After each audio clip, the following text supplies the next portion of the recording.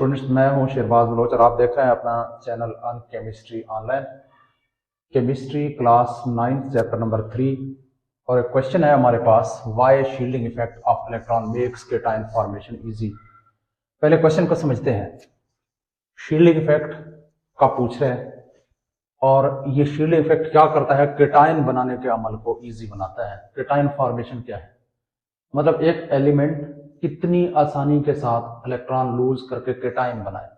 यानी मेरे पास है कोई एलिमेंट ए फर्जी और ये एक इलेक्ट्रॉन लूज करके ए प्लस में तब्दील हो जाए, तो ये ए प्लस जो है ये एक केटायन है, +1 E माइनस। इसका मतलब है ये एक इलेक्ट्रॉन लूज कर रहा है, एक इलेक्ट्रॉन लूज करने के बाद ये इस केटायन में चेंज हो रहा है और ये इलेक्ट्रॉन का लूज करना आसान है अगर शील्डिंग इफेक्ट ज्यादा हो। ये कह रहे हैं कि शील्डिंग इफेक्ट अगर ज्यादा हो तो फिर केटायन बनना आसान है, इलेक्ट्रॉन का लूज करना आसान है। हम दूसरे अल्फाज में ये कह सकते हैं कि इलेक्ट्रॉन का लूज करना आसान हो जाता है जब शील्डिंग इफेक्ट ज्यादा हो।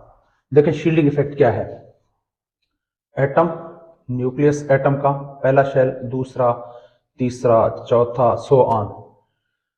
अब देखें इन शेल्स के अंदर इलेक्ट्रॉन मौजूद होते हैं, यहां ये इस तरह से,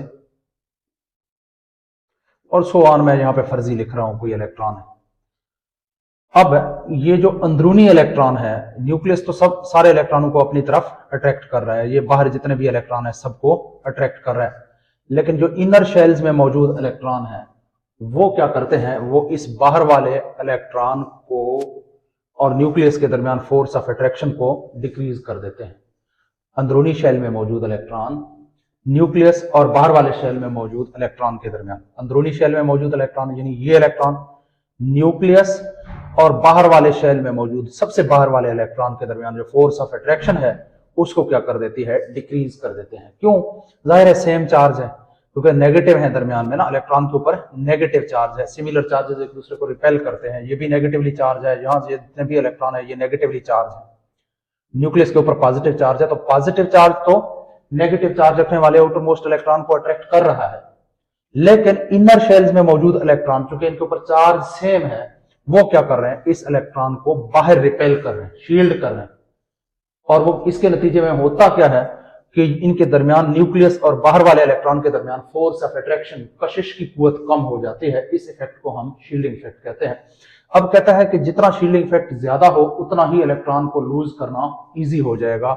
वजह क्या है? वजह यह है कि शील्डिंग इफेक्ट जब बढ़ जाती है तो आयोनाइजेशन एनर्जी कम हो जाती है।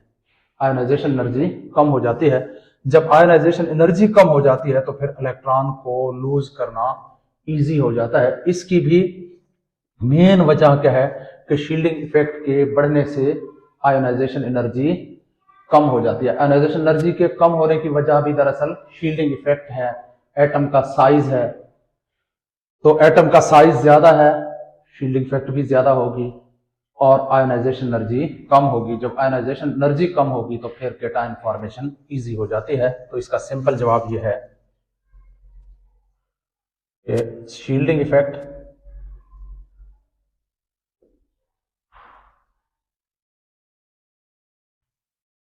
of electrons makes cation formation easy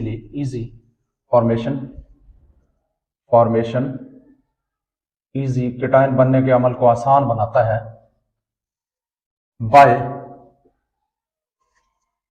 decreasing.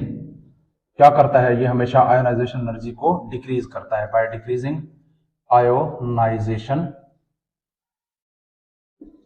Energy. Ionisation energy को डिक्रीज करता है जिसकी वजह से केटायन फॉर्मेशन इजी हो जाती है।